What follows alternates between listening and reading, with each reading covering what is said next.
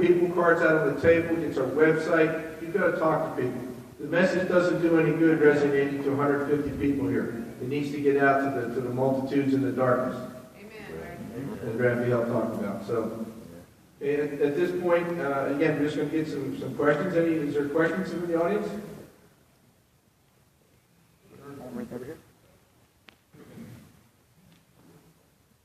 Again, thank you for being here, sir. Thank you. I do not take lightly all what you've said. We need to be alert because we are being lulled. My dander comes up when I hear from our constituents, what's a good tax? Is it a fair tax or a flat tax? Well, we're being dumbed down. There is no cut the spending. There's no tax. We're taxed out of, no. We have to be alert. Amen. Well, let me say this. Absolutely, we need to cut spending. We don't. The problem is government is drunk with spending more and more and more. And as a matter of fact, when they talk about reducing the budget, all they're doing is cutting the rate of growth, making it grow a little slower. Right. But actually, our tax code is way too high. We have about the highest corporate rate in the world. That's why so many businesses are going overseas, because of the overtaxation in this country.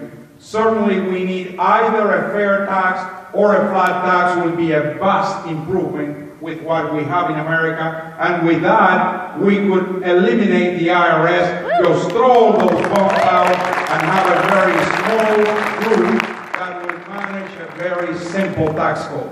Amen. So now, we got to make sure, you see, with a fair tax, the danger with those politicians in Washington, the fair tax is a consumption tax.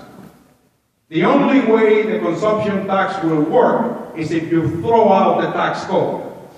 You have to eliminate the IRS and throw out the tax code, because otherwise, what they will do is put the consumption tax on top of what we got. So we got to eliminate the IRS before we put a consumption tax.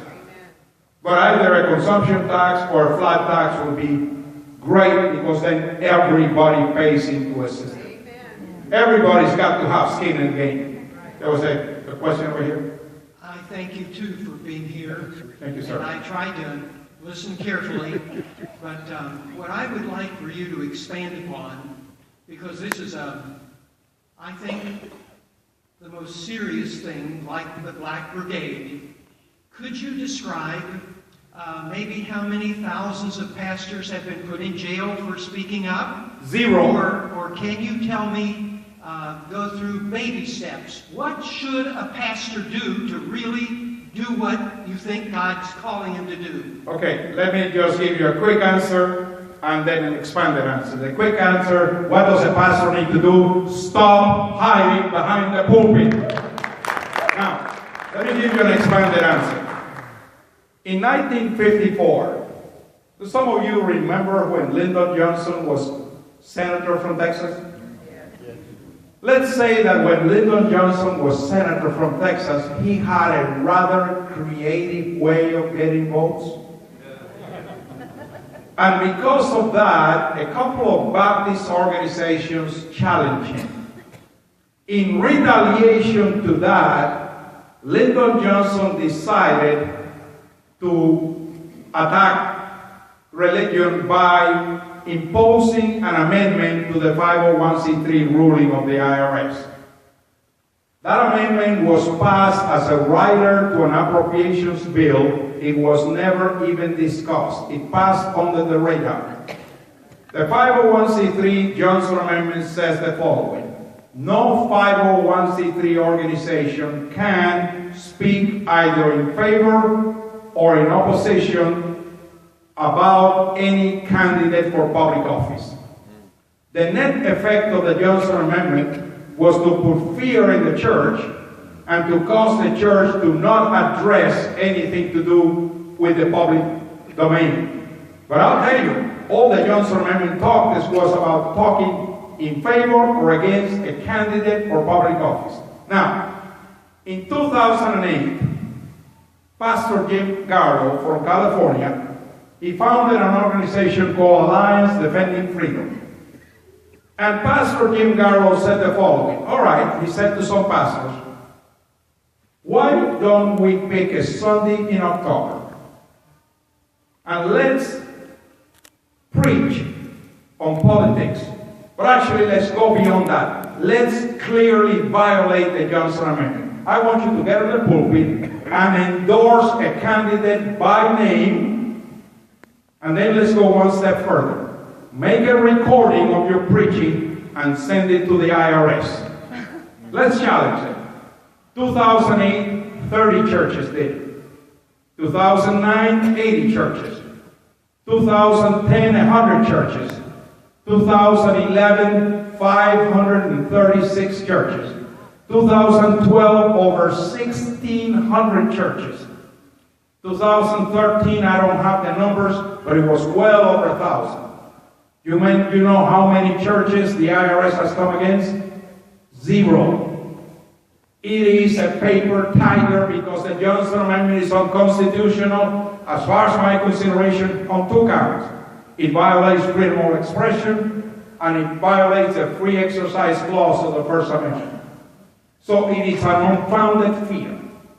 And as a matter of fact, my biggest accolade in life would be to one day hear my master say, well done, good and faithful servant. We better be concerned about pleasing God instead of pleasing man. And so I think we have a mandate to be light and salt, not to hide behind the pulpit. As a matter of fact, Jesus said, you cannot hide the light under a bushel. And he also said, shouting from the housetops. I don't see too many pastors shouting from the housetops. I hope we can encourage more and more to do so. There was another question. Yes. Hi. I am having a problem getting through with the apathy with the people that I'm trying to reach, especially the Hispanics. Can you give me some pointers? Okay. Let me say this. Apathy is a great problem, but let me tell you something positive that is happening. For example, let me make a statement. The biggest blessing to the conservative movement has been Obamacare. Obamacare is the gift that keeps on giving. Obamacare is such a disaster that is awakening a lot of people across America. Let me give you some very encouraging statistics.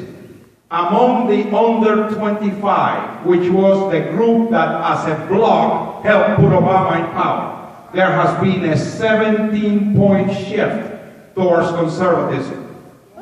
That's huge, because you know what?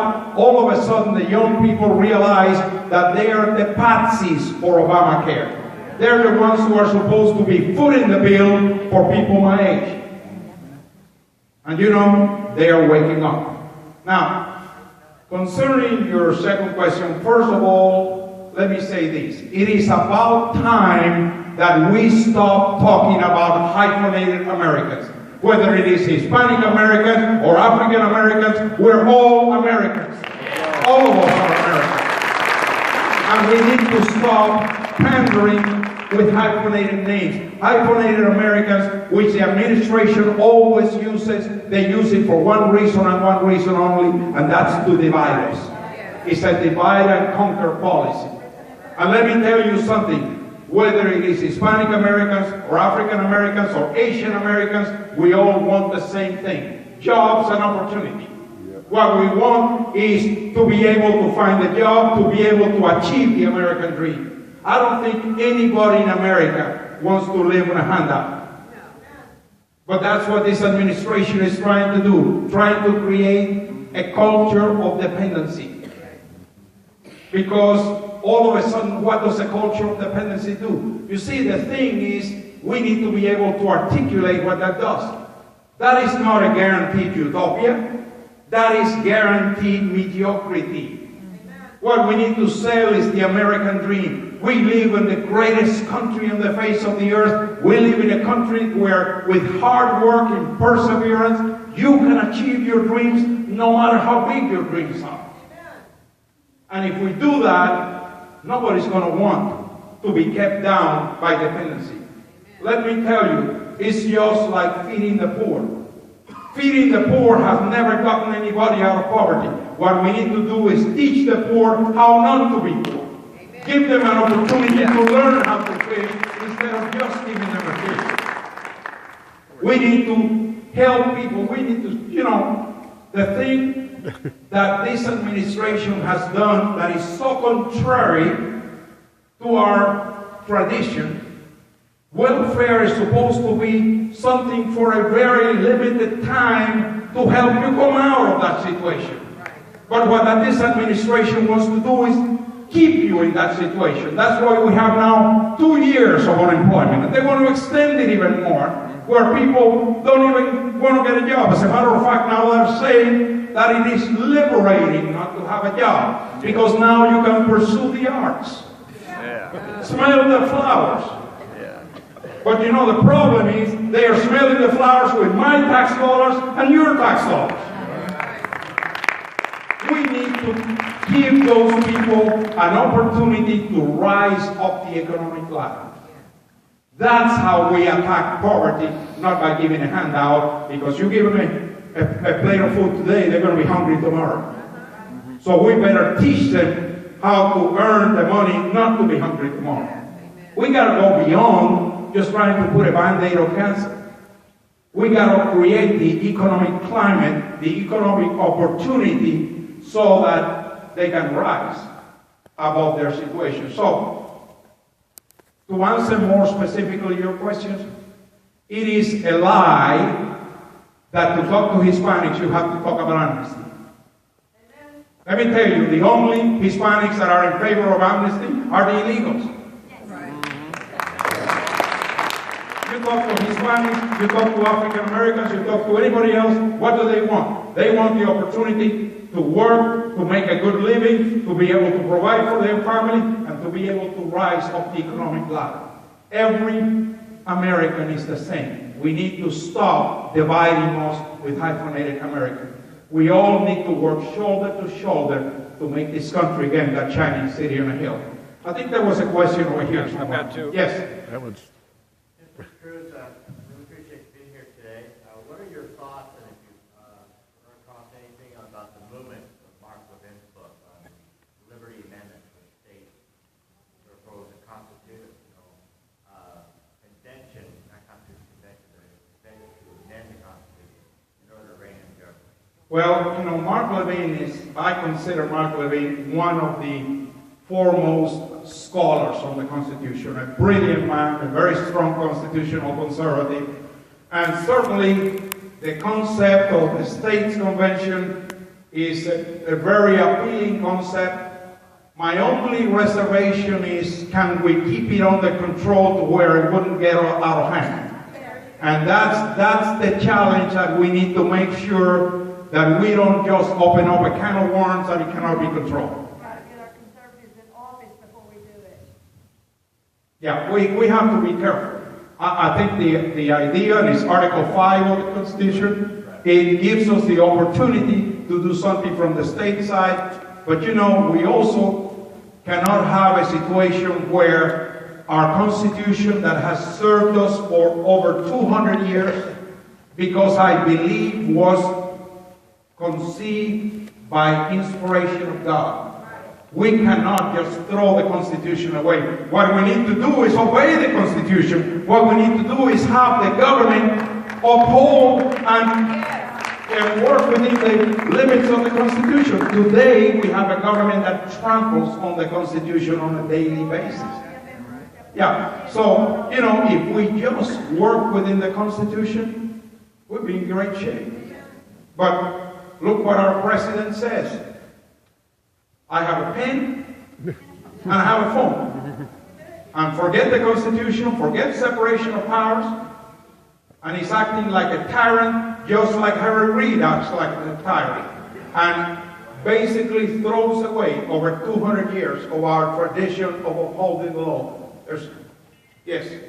Mr. Cruz, thanks so much. I've been a substitute teacher in this town for the last 4 years, and we are raising a bunch of kids that are mostly clueless to what's going on in government today, and we need to reverse that by getting the message out to the youth through people like Mr. Lutz here and his family, and we also need to get the message out that, like I echo what you just said, it is not a sin to be successful.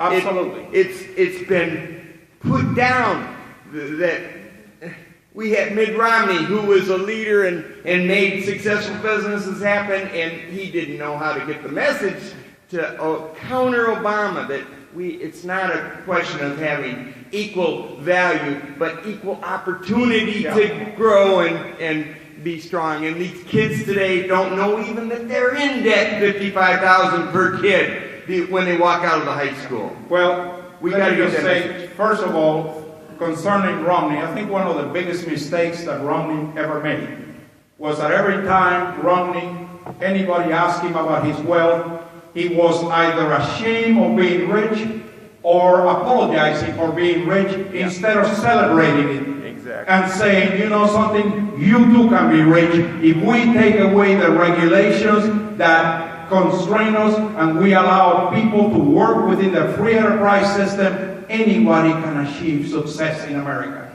Now, as far as the youth is concerned, as I said a little while ago, Obamacare is awakening a lot of the youth. That's a 17-point towards conservatism. I think that's great hope for America. And I think also we need to just be telling these young people what I mentioned at the beginning. And that is, if we don't win the fight, I'm sorry to tell you, you will not have a future. You will not have a future. We're fighting for your future.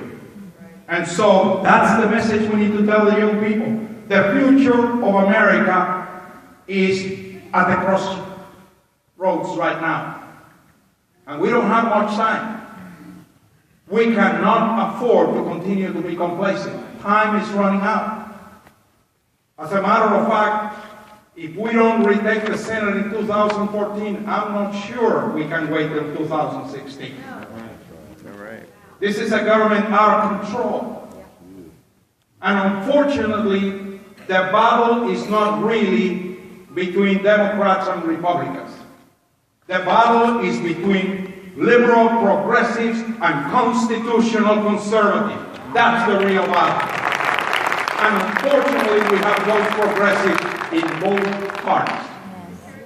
So, over here. Hi, I want to thank you for coming, and I just want to treasure